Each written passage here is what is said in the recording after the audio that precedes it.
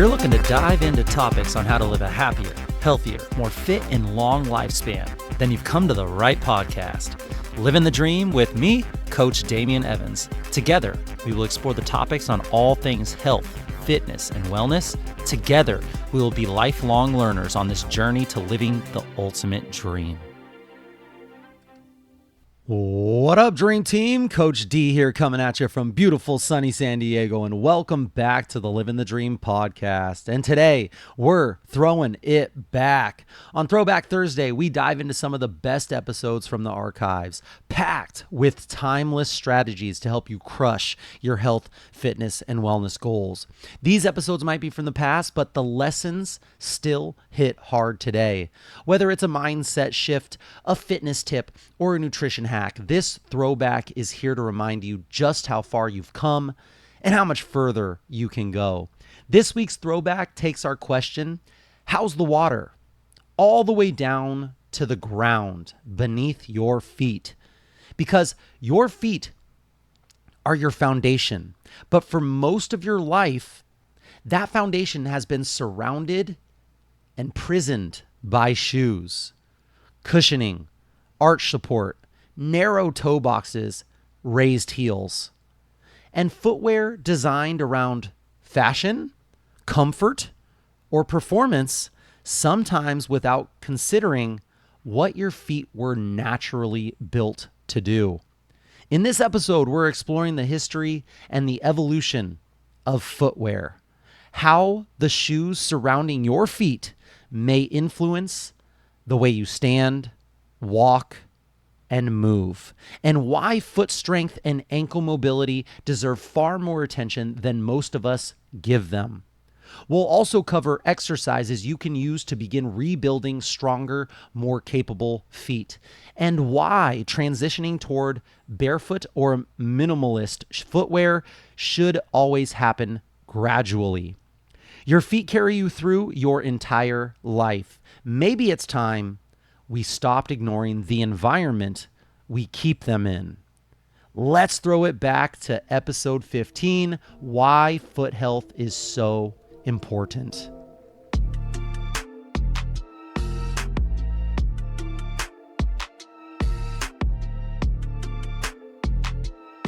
All right, team, I am super excited about this topic today. I want to start off by doing a little dive into the history of footwear, where it all started and how it evolved to what it is now with all the different shoe brands out there. If we could think back to our caveman ancestors and what they were doing, this is kind of what I picture probably happened. I'm sure somewhere along the line they were walking through really rough terrain and they considered, well, shoot, I can't really move that fast over these sharp objects.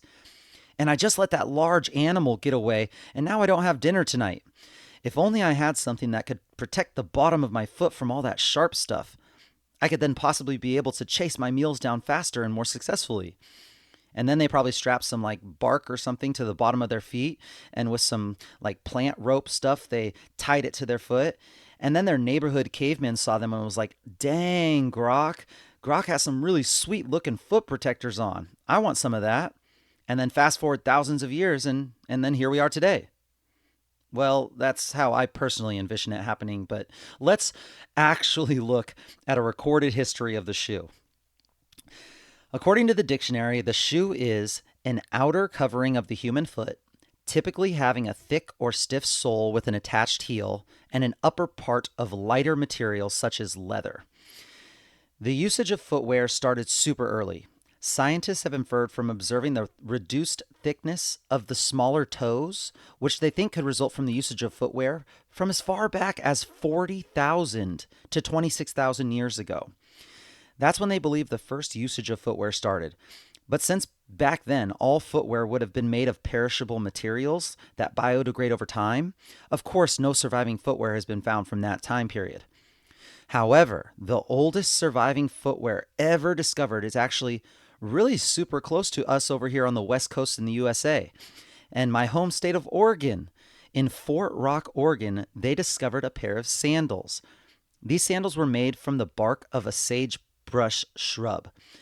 And with radiocarbon dating, they were able to show that this was about 10,000-year-old pair of sandals. And if you looked at these hideous sandals, you could probably tell that they were definitely for function and not for style.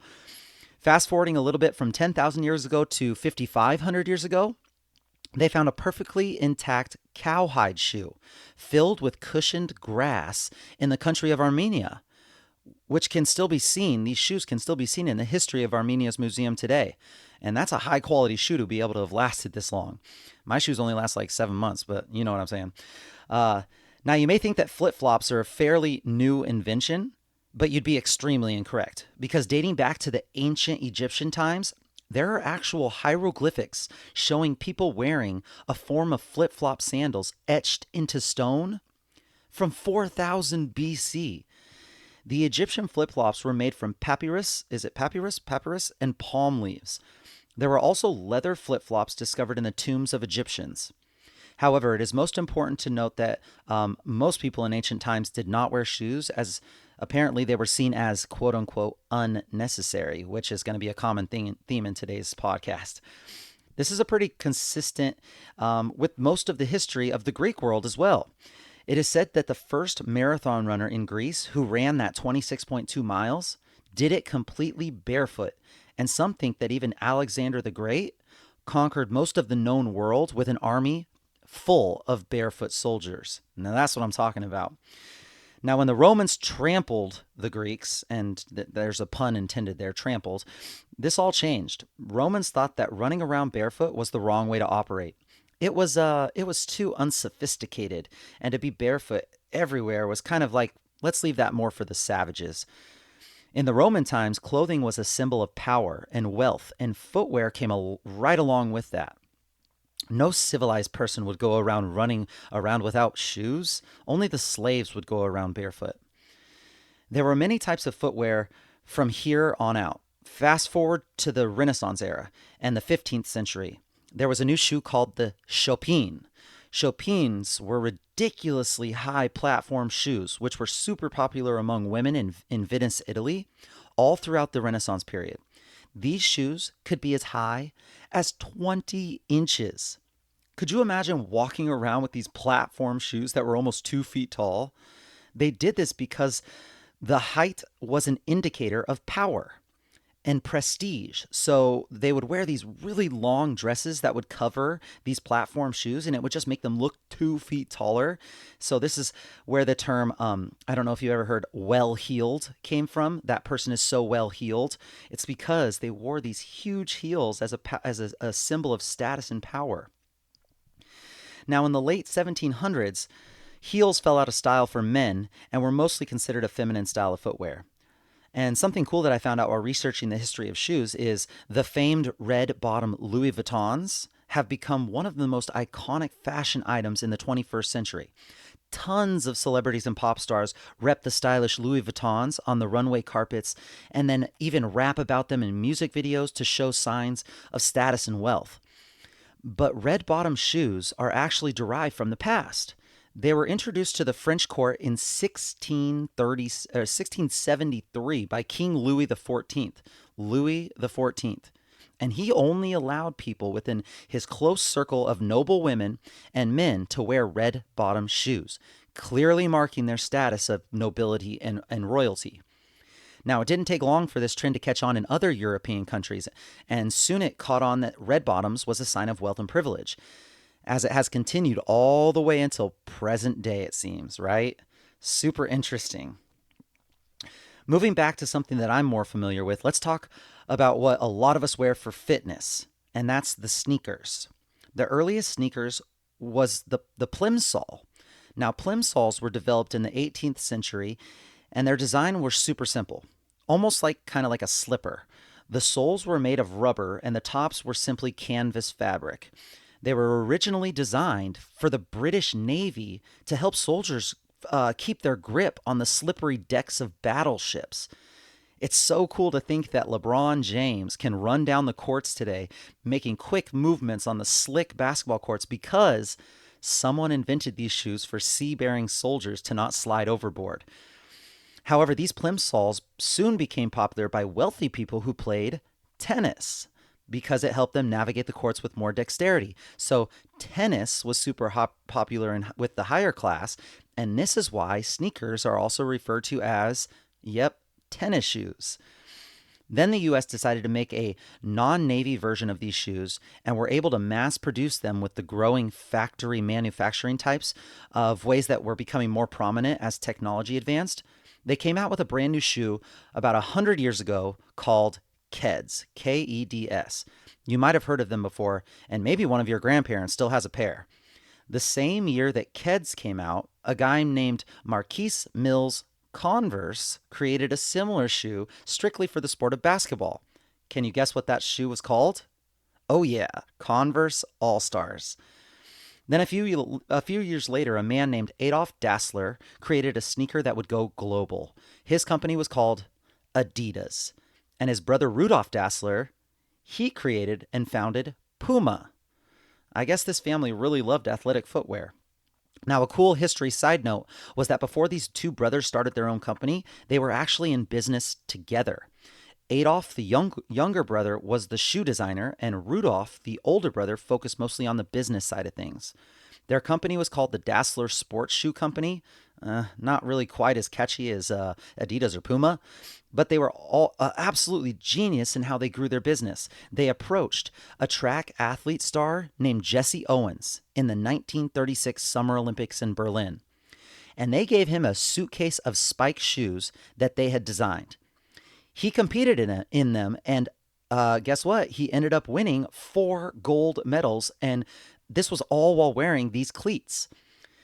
So that pretty much put these Dassler brothers on the map.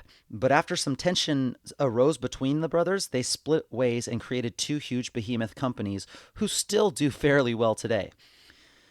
Now, even though Keds, Converse, Adidas, and Pumas were the first to hit the sneaker game, there was one company, again from Oregon, that currently takes the top spot in the sneaker industry with a brand value of $15 billion. Can you guess who it is? Ding, ding, ding. Yep, easy answer. The swoosh company itself, Nike. Nike was founded by a track and field athlete and coach partnership that was first called the Blue Ribbon Sports. This was back in 1964. Now, Nike did pretty well for itself for the next couple decades, but they really hit their stride when they partnered with one of the most famous and well-known athletes in the world. 1984, this was the year. Who was the athlete? One of the people that I looked to as a hero back in the day, yes, it was Mr. Michael Jordan. Fast forward over 3.5 decades later, the Jordan brand is absolutely on another level compared to almost all other brands. He even just came out with a hyper-adaptive, self-lacing shoe that they call the EARL, E-A-R-L.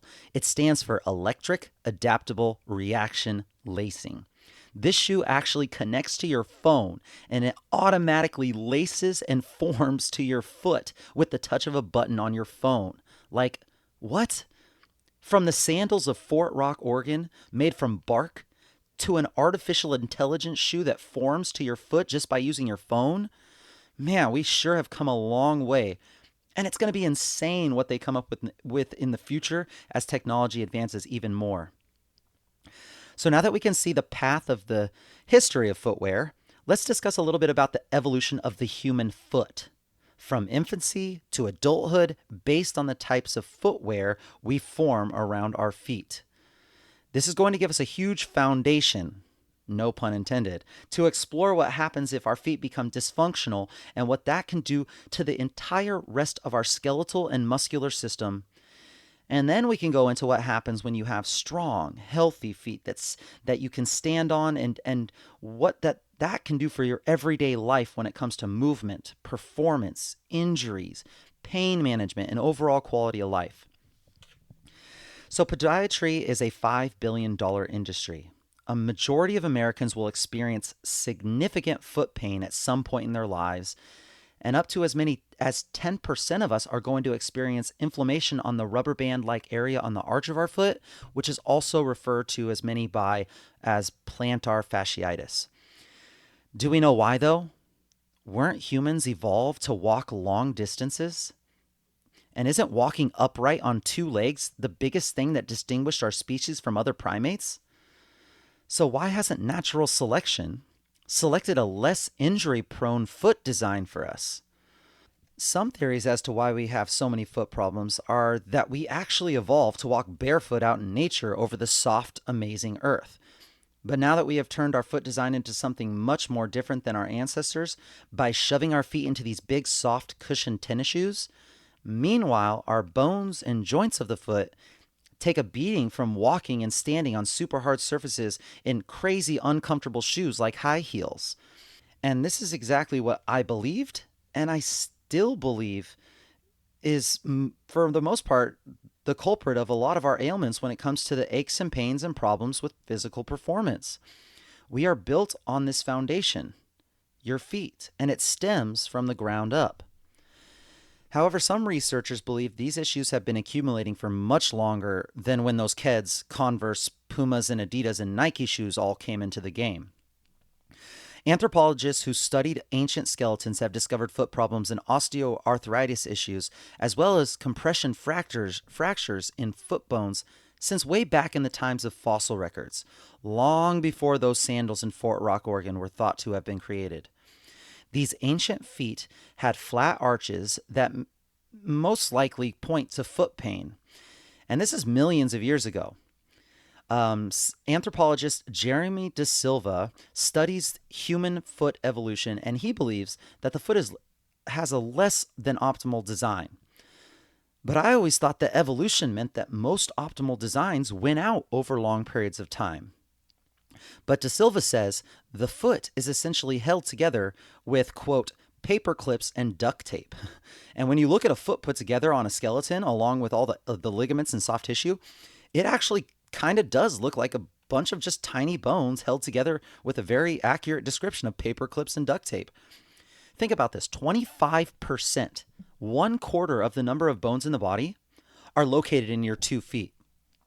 Small bones that have many, many ligaments holding them in place.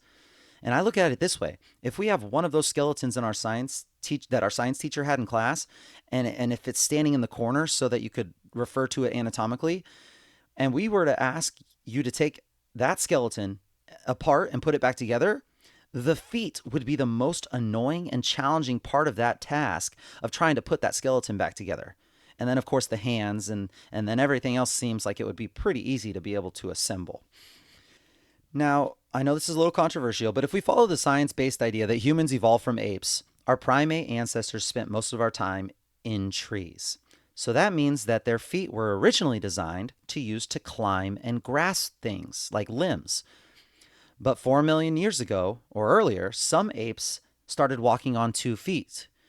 Experts haven't agreed on why they started doing this, but some think that it was a more efficient way to travel for food when those trees ran out of sustaining nutrients.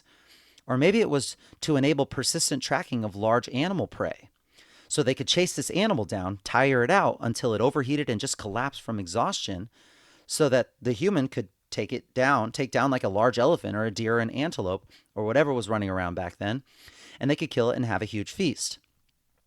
I should probably just ask my dad what it was like. He seems to be old enough to be able to know why we started walking on 2 legs. Just kidding, Dad. I only say that because I know he listens to every single episode. I love you. All right, whatever the reason is, bipedalism is the defining trait of humans. And going bipedal meant we had to do some painful anatomical trade-offs, including everything from where the spine attaches to the skull, to the angle of the femurs, and of course to the shape of our feet that we see today. Now, if we talk mechanics of the foot is a propulsive lever.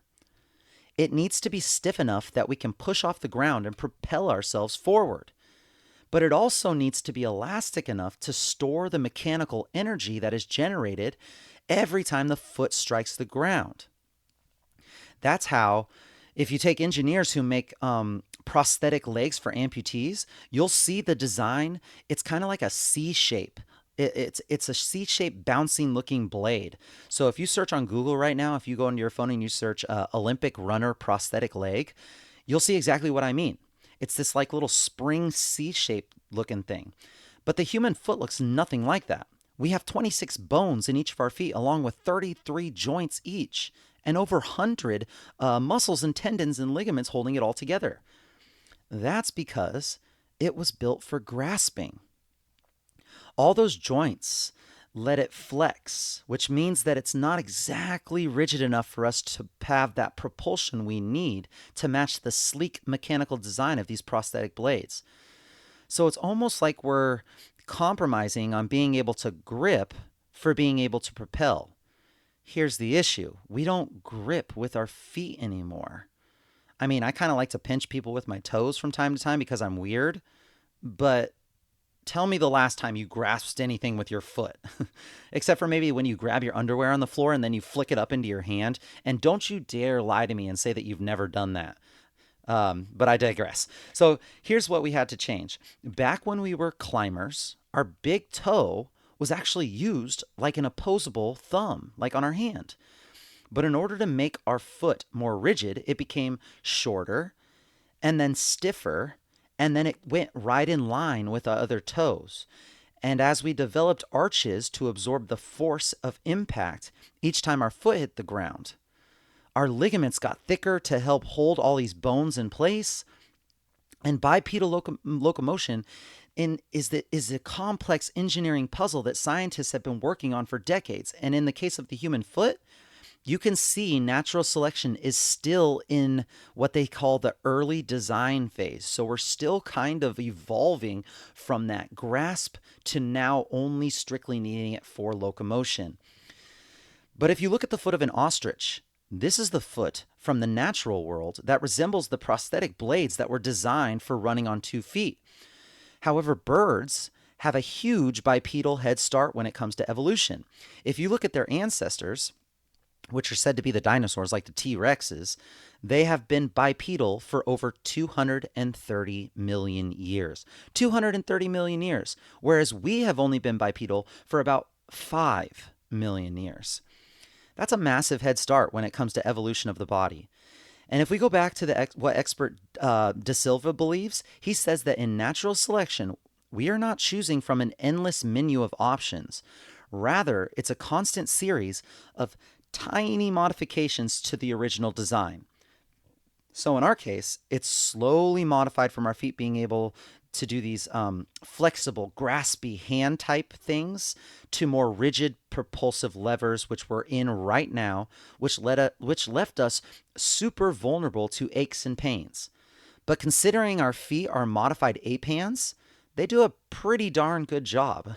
And seeing as we are the most successful primate, actually the most successful mammal, well, arguably the most successful species on the planet, I guess we could say that it's a pretty good compromise, I guess.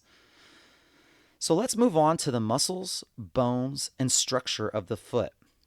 Now, I'm going to take a few minutes to describe the anatomy of the foot because I believe it's going to give us a better visual picture of the anatomy, and we can truly understand what happens when we wear incorrect footwear, and then exactly what that means as we move up the kinetic chain towards the ankles, the knees, the hips, the low back, and beyond.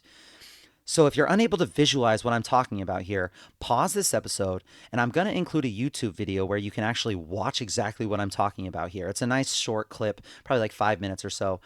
And if we look at the anatomy of the foot, we can then slowly talk about the injuries and how we can kind of strengthen the muscles of the foot.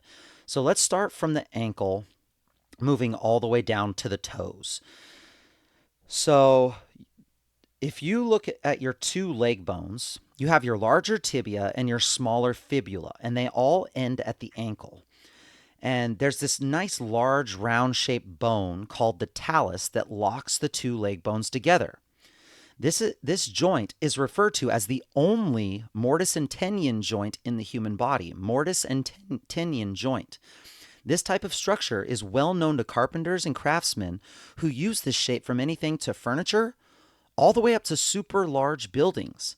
And they use this structure because it is extremely stable, which makes a lot of sense, right? Because if you think about our body as one tall building with 2 legs, the joint right here is where our foundation is, our feet. And that's connected to this huge tower and starts with our lower legs all the way up to the top of our head. If this joint wasn't super stable, think about what that would do moving all the way up the kinetic chain. It wouldn't make sense. So if we move from that talus bone and the two legs that it holds together, the two leg bones that it holds together, if you move down right underneath the talus bone, there's this other round shaped bone called the calcaneus. And you might have heard about this one. This is often referred to as our heel. So the talus and the calcaneus together, if you looked at it from behind, is called the hind foot. So if you're looking at the foot from the back, you can see our calf muscle on top, our Achilles muscle down, or Achilles tendon down below. And then just below that is our talus locked on top of our calcaneus, making up our hind foot. Here's a really fun fact about me that you'll probably don't know. I actually dislocated my ankle playing basketball in college. I landed on a guy's foot coming down from a rebound, and my ankle went straight into the shape of a golf club. Super painful, super disgusting to look at. However, that's not really the cool part of the story. The cool part is most ankle dislocations, the most common occurrence of dislocation happens where the tibia, the large leg bone, meets the talus. My dislocation was where the talus meets the calcaneus. It's called the subtalar joint because it's right below the talus. Those two bones are not really supposed to slide apart like that. It's super rare, and the doctor said he had never seen it before in his hospital. So I kind of wore that as a badge of honor while I was going through my 3 months of recovery. It actually should have taken a lot longer than 3 months with the way that it appeared. But actually, those two round bones kind of just rolled on top of each other and were easily popped back into place with little to no soft tissue damage. No tears, just some strains and a small hairline fracture on my talus, which was baffling to both me and the doctor. They said it was because I had sprained my ankle so many times, so many countless times playing soccer, that my body somehow had more malleable soft tissue down there, adapting from all the times I had rolled them. Anyway, I thought that was really cool. And if you look at my ankles today, you'll see a huge difference in the size and shape because of this injury. I'm kind of excited for you guys to come look at my ankles now and just talk to me about my ankles. Anyway, let's go back to the anatomy. The joint where the leg bones meet the talus allows the foot to bend down and also extend up, which is called flexing and extending, or dorsiflexing and plantar flexing. So the subtalar joint is the one that I dislocated just below the actual ankle, which allows the foot to rock from side to side. So the subtalar joint allows the foot to rock side to side, also calling it pronation or supination. Pronation is rolling in towards the middle, and supination is rolling outward. Now, if you look at most ankle sprains, you'll find that supination or rolling outwards is the most common type of ankle injury. I'm sure if you've ever rolled your ankle, you almost certainly rolled it outward. And you know what kind of pain that brings if you've ever rolled your ankle. It is close to the amount of pain that I can only imagine comes from bearing a child. Okay, I'm totally kidding. Obviously, I would never go there. But you know what I mean. It's freaking painful. We will talk about the ankle pronation and supination later. So just visualize what that actually is because it's going to be important when we talk about strengthening the foot. So rolling the ankle inside or outside. Now, moving toward the toes after looking at the hindfoot bones, the hindfoot is connected to a set of 5 tarsal bones that all work together as a group. These bones are super unique in the ways that they fit together. They look kind of like this 3D puzzle, and there are many joints connecting all of these bones. When the foot is twisted in one direction by the muscle of the foot and leg, these bones actually lock together to form a very rigid structure. When they're twisted in the other direction, they become unlocked and allow the foot to conform to whatever surface the foot is contacting. That's nuts, right? So think about that. When you walk and you need rigidity to push off from, the foot can become a solid structure, almost like the spring of that prosthetic leg that we were talking about. And then when the bones unlock, you become more like your foot becomes more like a hand, and it can grip round or even uneven surfaces like rocks or edges, or even when you step on a kid's toy when you're walking to the bathroom in the dark. Nothing more painful than a spike of a tiny Lego on your unprotected flesh of the underside of your foot, right? So these bones, if you look at your hand right now, you have your wrist, and then you have like where the palm of your hand is, the back side of your palm, that would be where all these little tarsal bones are. And then once you go from those 5 bones that are 3D put together, you then have these 5 other bones that are more like fingers. But these fingers are not your toes. These are actually called the metatarsal bones. So think of the metatarsal bones as if you were looking at your hand and you kind of see the first digit of each finger. Well, that's what these metatarsals are, except for they're all within your foot. So they're all combined. They're not quite your toes, but they still have that finger-like structure moving from all of those 3D puzzle-like tarsal bones. The metatarsal bones are 5 little structures that stick out from that. They aren't individualized like in your hand. You can't see them. All you can see are your individual toes. So think of the metatarsal bones as right above the front part of your foot, right above the arch of your foot, connecting to your individual toes. The connections and joints to the metatarsals are actually really quite rigid, so not much movement happens here. And then finally, we make our way all the way to the bones of the toes, which are also called the phalanges. Now, the great toe, which is your big toe, I've never really called it the great toe, but it's actually called the great toe, is like the thumb, and it only has 2 phalanges. Each of the other 4 toes has 3 phalanges. And the joints between all of these little phalanges are called interphalange or IP joints. And these will be important when we discuss the foot strengthening exercises. So think of them as all of these little joints that allow you to ball up your toes like a fist, which some of you might not even be able to control that movement right now because we haven't been asking our feet to do that. But you should be able to ball your toes up like a little fist. There are some people that can manipulate these joints like fingers. So if you lift one toe at a time and bend one toe at a time without moving any of the other toes, if you can do this, you are a very, very special person with great control and strength of your foot muscles. Not a lot of people can do that. Now, the last joint I want to talk about is very important, and I'm leaving it for last for a reason. It's the joint between your midfoot and your forefoot, or the toes.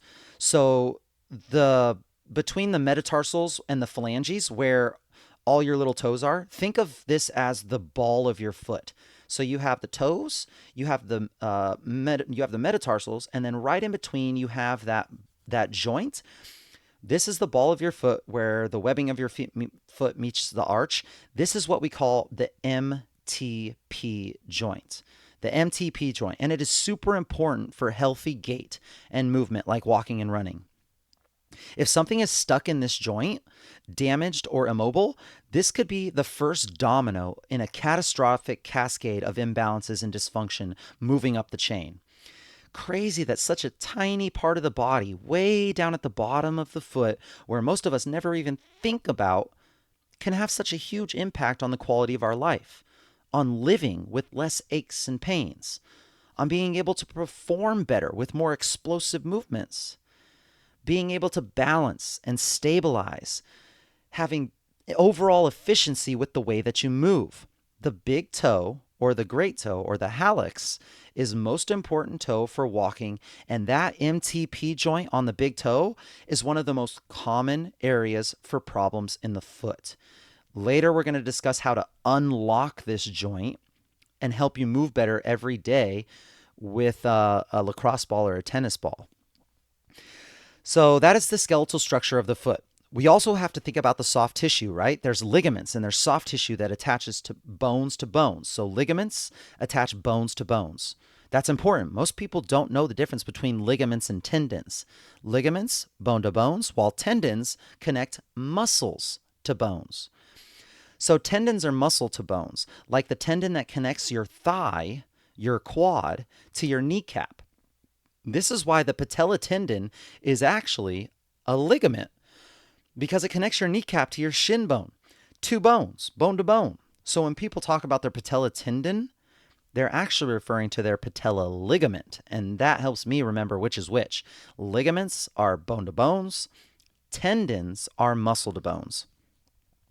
Both of these structures are made up of fine, small material called collagen.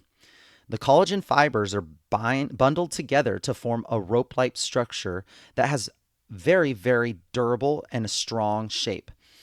These tendons and ligaments come in a vast array of sizes and shapes in the body. Some are super strong and super large, holding large body parts together, and others are extremely small, supporting smaller body parts together like fingers or toes or spine.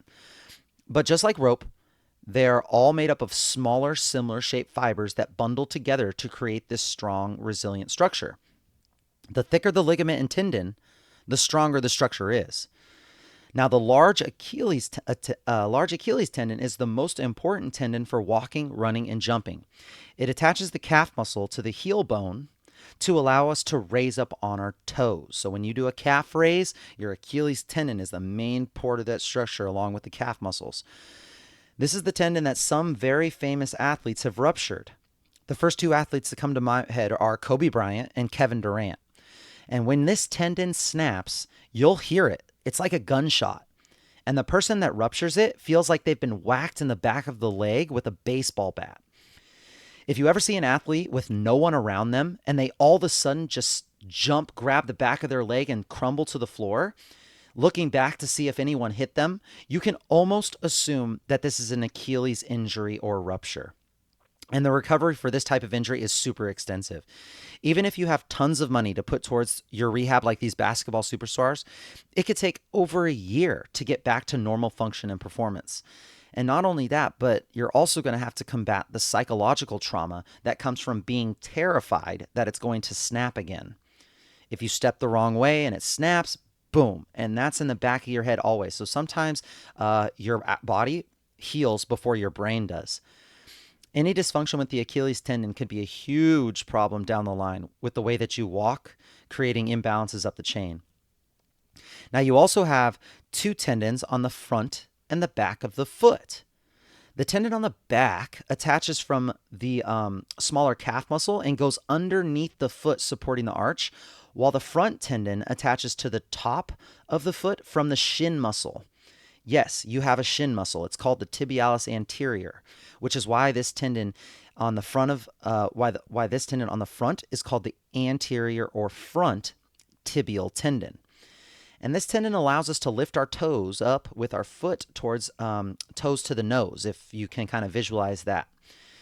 If we can help to mobilize these two tendons with soft tissue work, we give the foot the ability to move through a larger range of motion up and down, or what we call plantar flexion, dorsiflexion, flex and extend, toes up, toes down. This will be super important in helping us walk, lunge, squat, jump better. At the end of this episode, we will talk about some mobility exercises that help us do all of these things.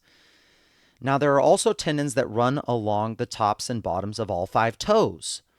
The tendons that run along the top of the toes pull the toes up or extend the toes, while the tendons on the bottom of each toe flexes the toes down, like making a fist with your toes.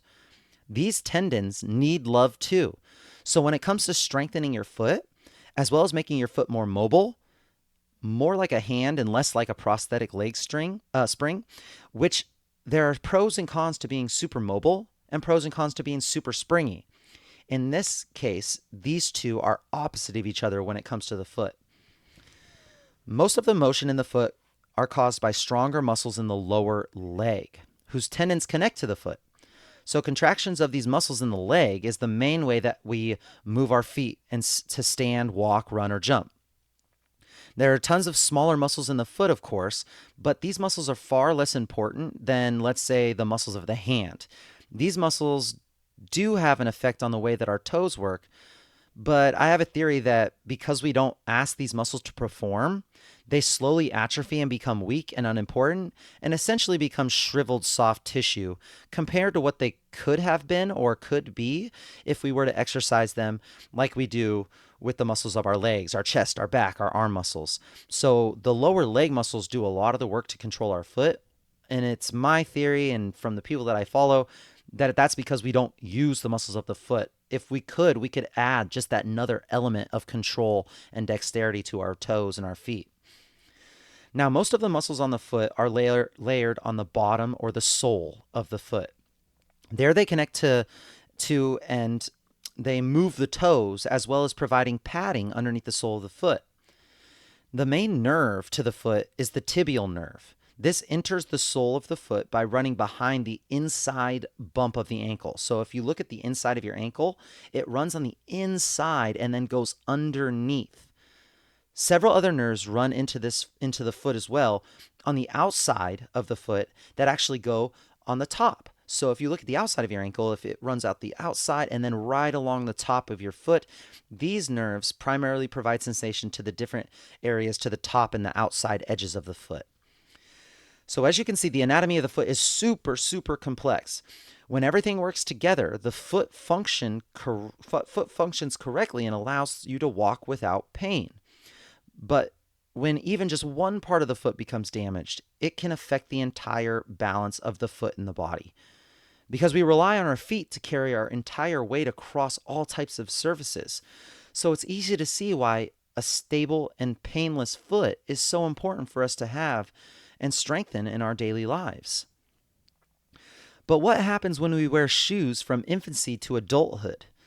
So let's think about what happens from the moment we can walk. And in some cases, even before that, we have these foot casts that we put on our feet, or as we so casually call them, shoes.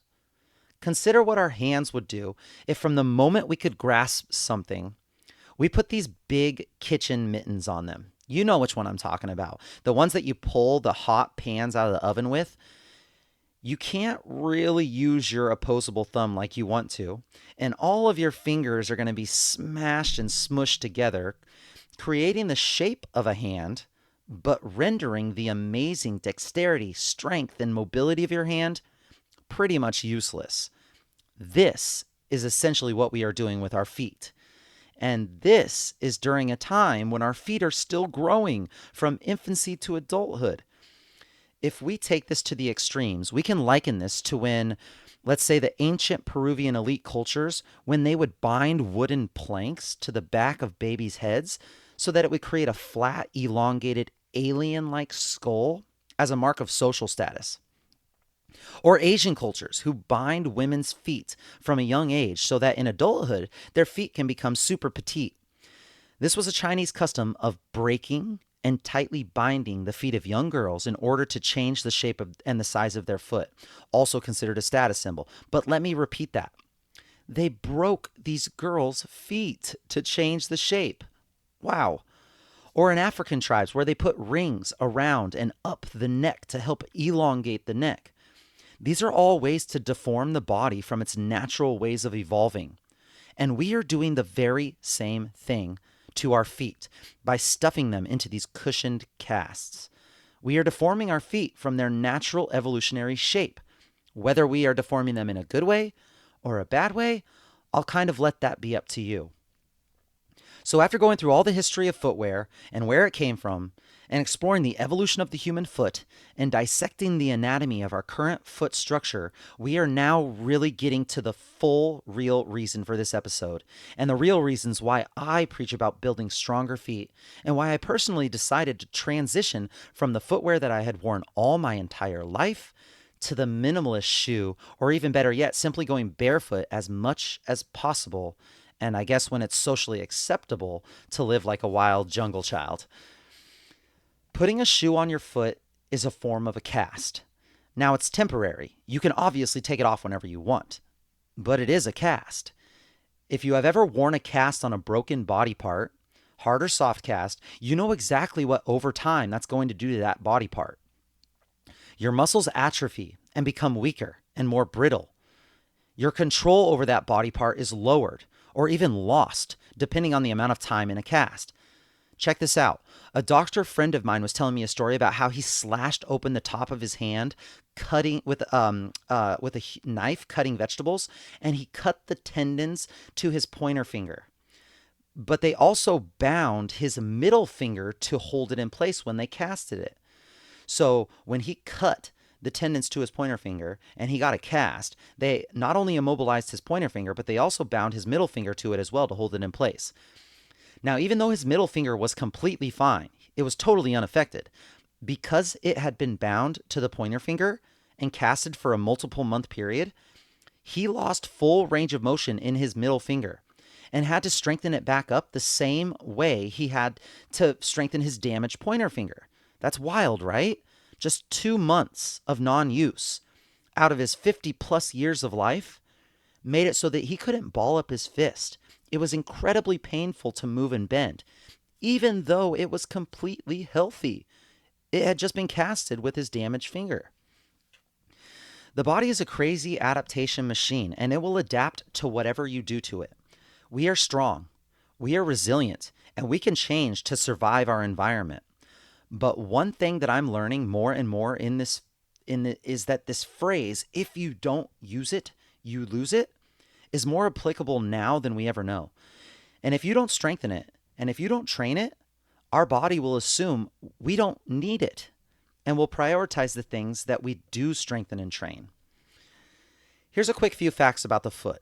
Number one, a quarter of the bones in your body are in your feet, and they don't completely harden until the age of about 21. A quarter of your bones in your body don't harden until the age of 21, and you're sitting there molding it into the shape of this shoe. Number two, your feet have over 8,000 nerve endings, which is one of the reasons why they're so ticklish and so sensitive on most people. However, when they're stuffed inside of a shoe all your life, your brain cannot always process the physical contact sensations correctly, and those neural pathways are weakened and sometimes lost, which is why those farm kids can walk around barefoot on gravel and rocks without a problem, and city kids have a sense of extreme pain because they are not used to those sensations. Yes, of course, skin calluses contribute to the protection as well, but the brain's interpretation of that sensation has a larger role to play than just those few layers of callous skin. Number three, women have 4 times as many foot problems as men. What are the reasons? Well, high heels and shoes of that nature that contribute to deforming the structure of the foot. And while some men also participate in style over function, it's a much more common thing for females to suffer through foot pain for the sake of style than for men. Number 4, 60% of people have one foot that is bigger than the other. I said 60%, over half. While almost every single person buys a pair of shoes that are identical in size, left and right. So unless you go get your feet measured individually and get custom-made shoes specifically for each foot, which I've never really heard of, you can be sure that one of, if not both of your feet are taking a compromise here when it comes to grabbing the newest pair of Jordans or Louis Vuittons. Number 5, each foot has about 125,000 sweat glands. 125,000. A young adult foot can produce a half pint of sweat on a summer day. A half pint. And we all know the main way that your body controls body temperature as well as releases waste from your body are through the main areas like your armpits, your head, and your feet. When your feet have these sleeves thrown onto them, aka socks, as well as casts molded on top, aka shoes, all of that sweat gets trapped in a perfect environment for bacteria and fungi to thrive. And additionally, your body has a more challenging time regulating your body temperature and removing metabolic waste from your body. The average person, number 6, the average person walks about 150,000 miles in their lifetime. The average person walks about 150,000 miles in their lifetime. That is the equivalent of walking around the entire earth over 5 times. Think about if you have any weakness or improper body mechanics in your gait. What is that going to do up the chain from your ankles to your knees, to your hips and low back and upward and onward? Can you see now why I believe foot health is so important to your overall quality of life? Now let's briefly discuss some of the most common feet injuries that we see before we close this episode with some great action items and exercises to help us start working on our foot health today. First injury that we see a lot of is tendinitis. Mostly tendinitis of the Achilles tendon on the back of your hind foot. This may not be pain that the person feels right away when they start running or walking, but usually after a certain distance or time, they start to feel this aching and pain, and it could persist for multiple days or even weeks after the onset of the painful sensation. This is more of a chronic thing that will nag a recreational athlete until they seek treatment. When it comes to tendinitis, or plantar fasciitis, which is the pain on the bottom of the heel and is most common when waking up first thing in the morning and trying to flex your toes upward as you put weight on your foot.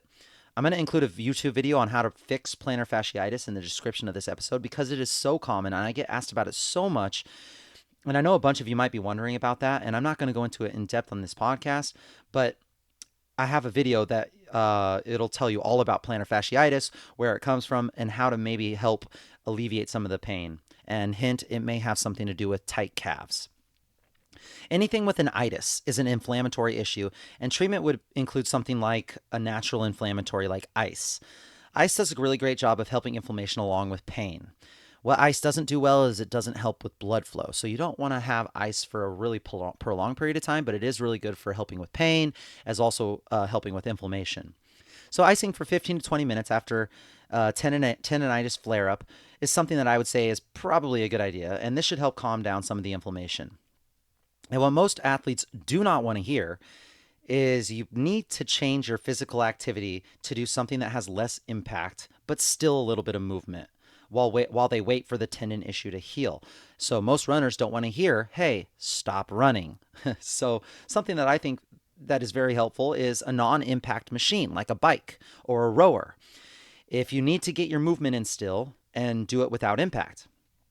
Maybe a barefoot walk on the beach in the shallows of the waves, which will help strengthen and move, but still have not a lot of impact. Or even physical therapy exercises, like if you took a band around your foot and then you did some drawing shapes, or I always did when I sprained my ankle, I put a band around my toes and I wrote the alphabet in capital letters with my ankles and my toes. So I would write a capital A, capital B, and I would go all the way from A to Z.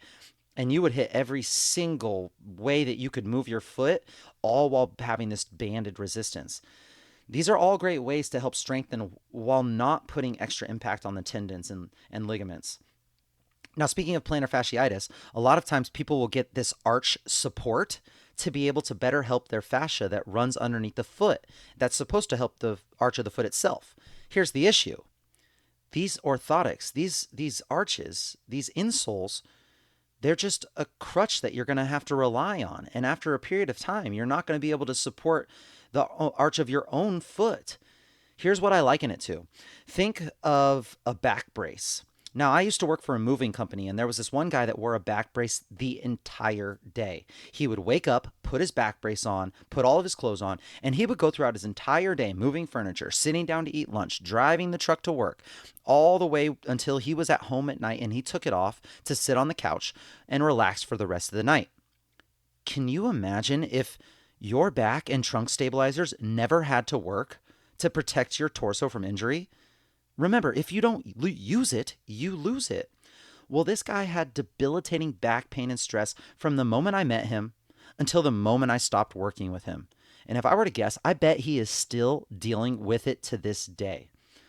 So for those of us who wear orthotics, that's exactly what we're doing to our feet. And I'm not attacking you here. I myself did the exact same thing. I grew up wearing soccer cleats and basketball shoes all of my childhood. And these shoes were like pointed and they smashed all my toes together.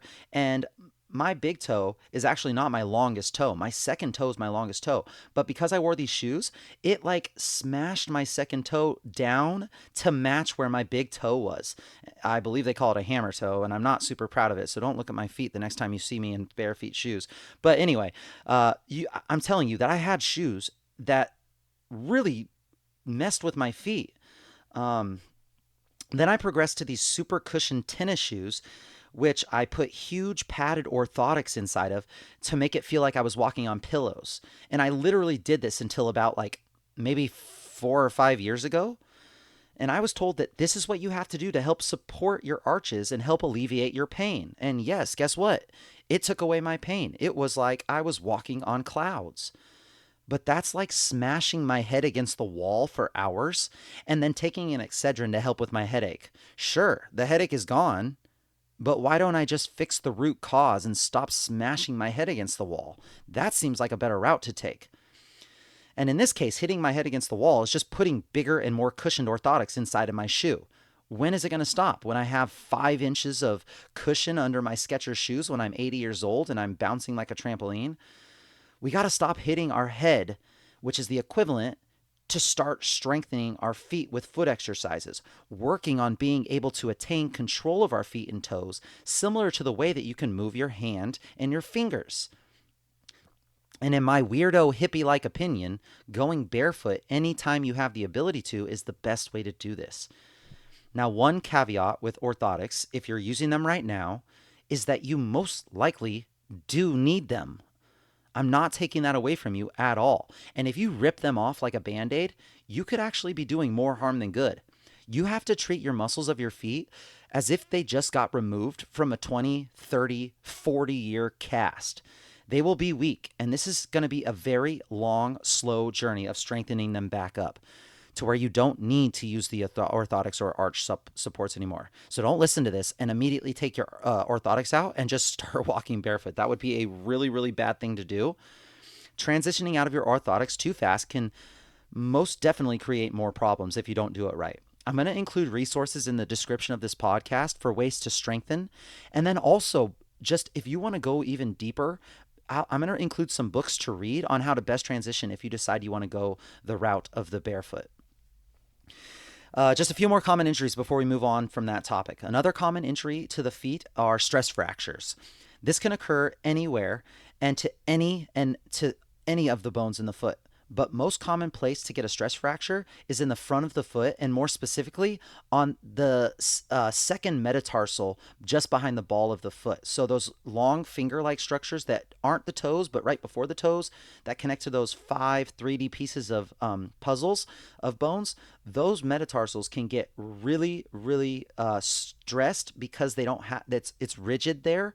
So that's usually where the most of runners will find that they get the stress fractures. When runners increase their mileage or change the surface of what they're running on, they may have pain in the foot that just isn't getting better. And that's when you should really consider getting it checked for an x-ray for a stress fracture. Now, doctors usually prescribe rest from the activity that caused that stress fracture. And they may even put a boot on the foot or a soft cast on the foot so that the ankle and the foot can be immobilized, and that way that they can stop the person from doing any further damage while it heals. And I'm obviously not a doctor, so I can't tell you what to do, but I believe that movement is medicine. And I've been through so many injuries where I've rested it completely, and then I've actually moved it while it's recovering, and I've gotten a lot more success from actual movement. So getting your foot to move without pain, in my opinion, can be really helpful with the recovery of this process. So that's why whenever I had foot injuries, I took up swimming. Swimming is a low impact way to help move and strengthen the foot. You can change the technique of your swim to whatever movements you can do with the foot and the ankle that is pain free. I mean, you could also strap yourself into a stationary bike as long as it's not too much pain when you pedal. That's another good option. But swimming is so good because you can use your feet like flippers. You can help a little bit more with the leg muscles while the foot is still repairing. I don't know. I think swimming is a really good way to do it. And you also get the resistance of the water. And then the last injury that I want to talk about, and I may have gotten dozens of these, if not hundreds of these, is an ankle ligament sprain. If you've ever gotten a sprained ankle, you know how painful these can be. This comes from your foot rolling in a certain direction and your ligaments not being able to support that movement. So the ligaments either get pulled in the form of a sprain or they actually tear.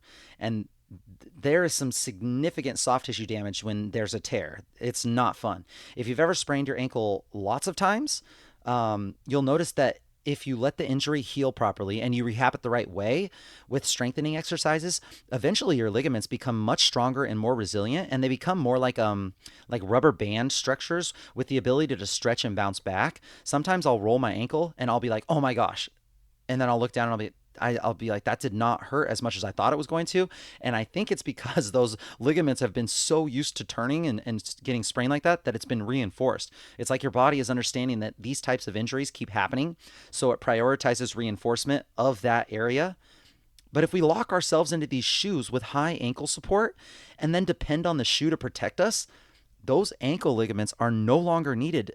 And this is another example of the back brace situation that I talked about.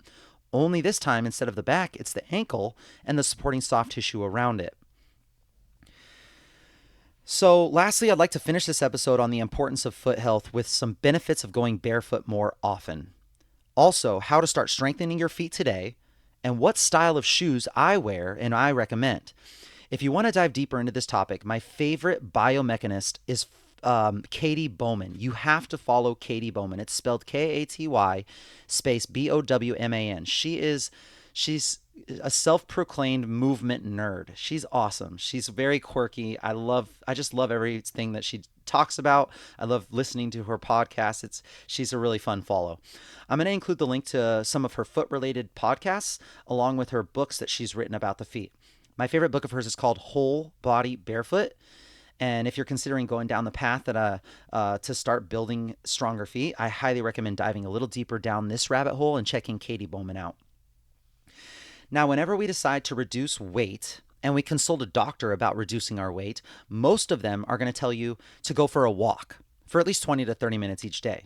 And I think this is great advice. And we're finding out just how important increasing the amount of time that you walk each day really is. But walking barefoot, in my opinion, and in a lot of health professionals' opinions, this is the best therapy and the best way, hands down, to do your walks, especially if you can do it out in nature, like at a park or in a grassy field or on the beach, or anywhere you can be connected to the earth without too high of a risk of injury to the underside of the foot. Benefits of walking barefoot more often include gradually reducing pain in the ankles, knees, low back, and other parts of the body affected by strengthening the muscles of the lower leg and foot, allowing you to move more biomechanically sound, which reduces the dysfunctional movement that travels up the kinetic chain, causing chronic overuse injuries at that joint. Walking barefoot also allows you to stay within your boundaries. And what I mean by that is actually using your ankle the way it is supposed to be used as a shock absorber, rather than relying on that huge cushioned heel to protect your foot from the impact of heel striking. This actually allows us to more naturally practice our gait as our bodies are designed, rather than lazily allowing the shoe to protect us, which could come back and bite us with an injury when we one day aren't wearing our shoes for some reason and we decide to do the types of things that we do with these cushioned shoes. Plus, repetitive heel strikes, even with a cushioned heel, can compound stress throughout the joints over time, creating injuries up the chain. Why do you think that we have more hip and knee replacements than we ever have before? Yes, because we have the technology and the surgeon skill, of course, but I believe because the modern day shoe allows you to go way beyond your natural limitations of the body. And then when the shoe is not present and we do the same movement, we damage our skeletal system and soft tissues of those joints. So being barefoot forces you and guides you to stay within your natural ability.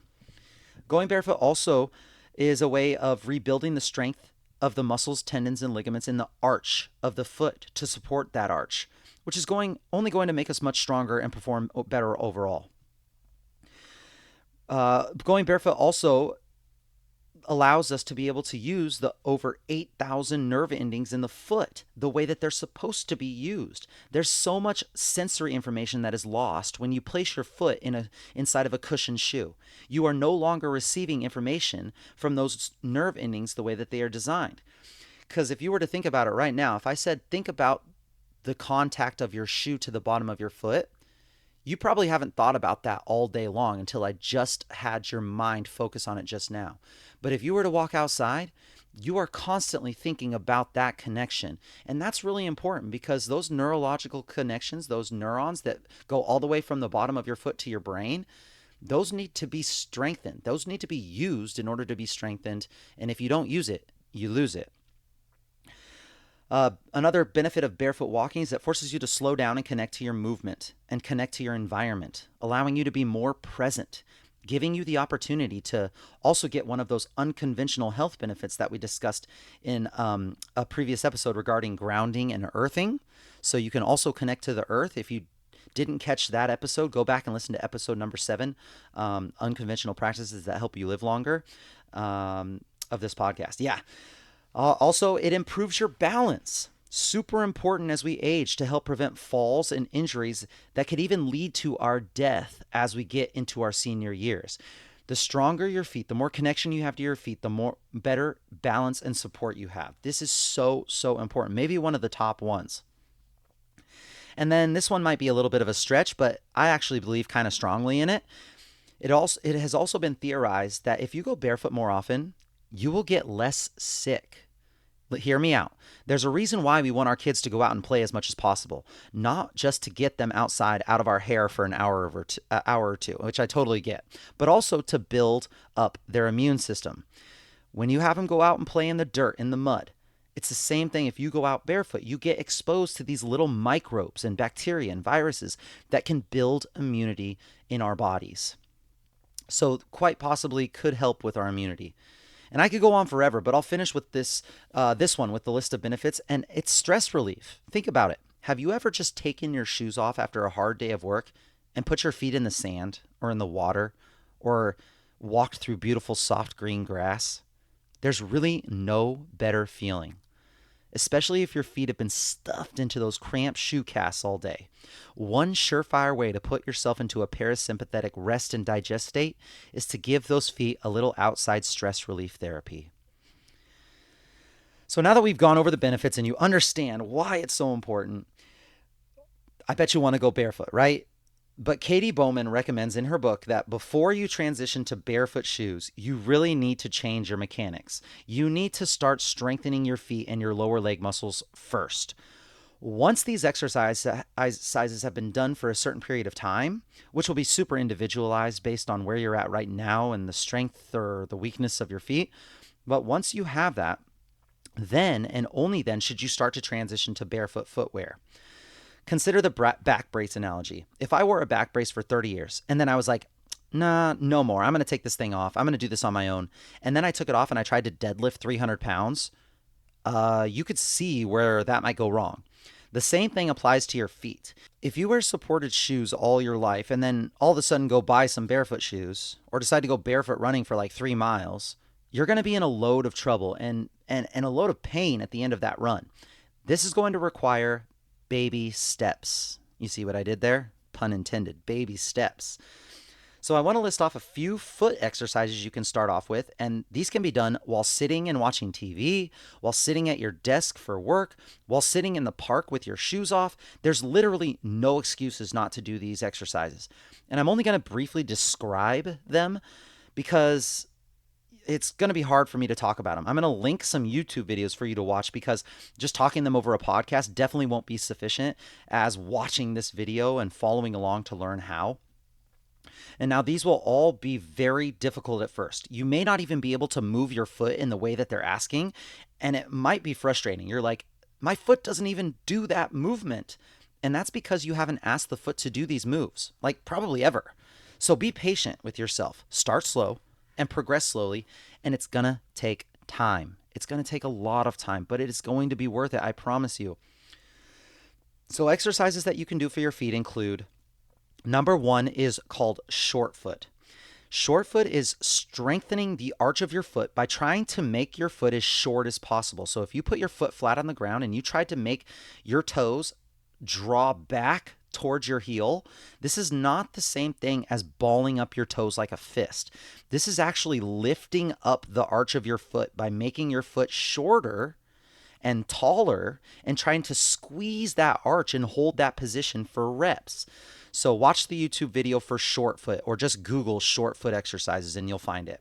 Number two, tiptoe squats. Now we were taught from the day we started doing squats to squat with our weight in our heels and our toes are light. Heavy heels, light toes. But if you want to strengthen the muscles of the underfoot and the toes, you can do assisted squats with a TRX strap or holding onto a door frame or the back of a chair and doing tippy toe squats. So it's exactly as it sounds. You're up on your tippy toes and then you're dropping down into a squat. Now this is going to put a much larger demand on the front of your thighs or your quads, which in turn is going to ask your knee to help out more than a normal squat. So if you have any knee issues at all, you have to be super careful with this one. Another thing that you could do is tiptoe holds. So if you go up onto your tiptoes and hold as long as you can, maybe only helping with your balance a little bit with a door or something, that's a really great strengthener.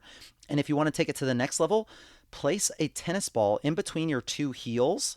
Squeeze the tennis ball in between your two heels and do calf raises or tippy toe holds with that tennis ball in between your ankles. What this does is it doesn't allow your ankles to roll in or out, and you have to go straight up, and it is such a good foot strengthener. You have to do this one. So tippy toe squats, tippy toe holds, or even add a tennis ball in between your ankles. Number 3, towel or newspaper crumplers. Yeah, it's exactly as it sounds. You take a towel and you flatten it out all the way, and then you start with your toes on one end of the towel. Your feet never leave the ground, and then you start to crumple that towel and bring that towel all the way into you by grabbing it and pulling it with just your toes. And you could do this with a newspaper or a t-shirt or really anything flat that you can like crumple up. It's the same thing as if you look at your hand and you do like those grip strengtheners where you squeeze and squeeze and squeeze. This is just like that with your toes. Number 4 is MTP joint mobilization with a tennis or lacrosse ball. Remember the MTP joint that I said was so important on, especially on your big toe? It's the ball of your foot. So if you can take a tennis ball, this is such a good one. Take a tennis ball, place it right on the spot behind your big toe and to the right of your pinky. If you take your pinky toe and just underneath of it, right where that metatarsal is, the 5th metatarsal, you can place pressure on that and you can relieve some, give a little space to those joints. You need to place the ball in the right spots though, so I won't try to explain this too much, but think of it as self-myofascial release of the muscles of the underside of your foot, as well as a way to find space in the important joints like the balls of your foot, in order to find a better range of motion so we don't run into those common foot and ankle injuries that we discussed. So take a tennis ball or a lacrosse ball, or even if you want to be kind of evil, you could do a golf ball, which might be a little too small and hard, but try it out. And you can add pressure in the right areas to give you a foot massage on the underside of your foot. You could do this from a seated, or if you want to make it a little more challenging, from a standing position. And obviously, I'm going to include a link for all of these exercises to watch on YouTube, because describing them on a podcast and actually seeing them and following along with them are two different things. And then you have to really think about the importance of your ankle mobility. If your ankle is tight and stiff and immobile, then either the joint above or the joints below have to help out. And that's going to cause issues when they're not meant to do that type of movement. So my top 3 ankle mobility exercises are the combat stretch, the soleus stretch, and then deep squat rocks. So you're in a deep squat and you rock left to right, forward and back. But you really won't know what these are until you search them on YouTube. So combat, C-O-M-B-A-T, find that, combat stretch, or soleus stretch, where you put your foot up on a bench, you keep your foot flat, and then you push your knee as far forward as you can, and you kind of pull yourself into the bench. Just search soleus, S-O-L-E-U-S, bench stretch or something like that, and you'll find it. And then I'm going to finish it up here by telling you about the style of shoe that I wear and that I recommend. Minimal footwear means footwear that disrupts your full body movement, your gait, as little as possible. So minimal footwear disrupts your full body movement, your gait, as little as possible. And the shoes that I wear are Vivo barefoot shoes. V-I-V-O-B-A-R-E-F-O-O-T shoes. Vivo barefoot shoes. This is what I wear. You can buy some that look identical to normal shoes, but without all that cushion. And my favorite part is that they have this huge, wide toe box to give your toes space to spread. Super important. Now, if you want to purchase a pair of Vivos, I've included a link in this episode description for a full 25% off your first purchase. So check out the link and grab some Vivos. I love them. I've worn them for years, and they are a great company. Just remember, when you buy your Vivos, ease your way into them. Ease your way into them. Do not wear them as your normal shoe in your everyday life. There are also Vibram 5-toed shoes, and you know about these. These are the ones that the weird guy in the gym wears, where you can see all 5 toes, and it kind of looks like a sock, but not. Now, I've never worn these, and they're definitely more out there when it comes to the looks department, but I've heard that they actually are really great for functionality and for when you're transitioning to barefoot, but I just can't quite go as far to wear shoes that have toes on them. I'm not there yet. And then flip-flops, right? Flip-flops, I do love flip-flops, but the problem with flip-flops is that it's not attached to your foot. So the tiny micro moves that your shin and your foot have to do in order to keep that flip-flop attached to your foot is not really biomechanically the same gait as if you were walking barefoot. The good thing about flip-flops, though, is that it makes you become just that much more aware of what your foot is doing than when it's inside of a normal shoe. So the best way to wear a flip-flop would be to get the one that actually attaches all the way around your foot. They may not be the most stylish. They may be kind of dorky, but that would be the best type of flip-flop to wear. For now, I wear the ones that, you just slide your foot in, and it helps me be able to just kind of get rid of them so I can walk barefoot more often and say that I have shoes on. But yeah, that's kind of my strategy. Just remember, start doing the exercises first. Strengthen your feet first. Then start walking barefoot on surfaces outside, like outside or in your home or in nature. Do that barefoot first, and then you can purchase minimalist shoes to wear. And you can wear them for like an hour a day for the first week, and then slowly add time to each week. If you are unable to wear minimalist shoes because of your work, maybe it has a dress code, maybe you have to wear protective boots to work, or maybe you have to wear a dress shoe, well, then you could definitely quit your job. Okay, well, maybe that's not the best option for you, but don't worry.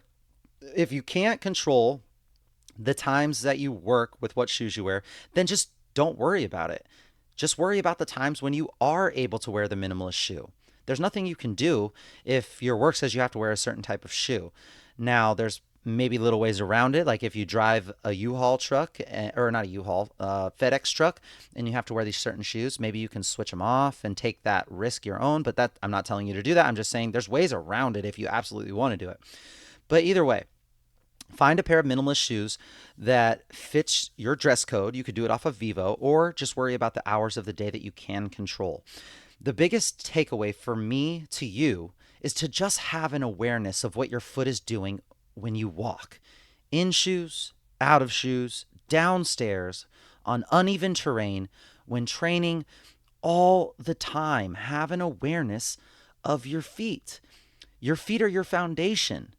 Your foundation is built on those two crazy bone and ligament filled structures all the way down, far away from your eyes, brain, and hands, where you spend most of your time focusing.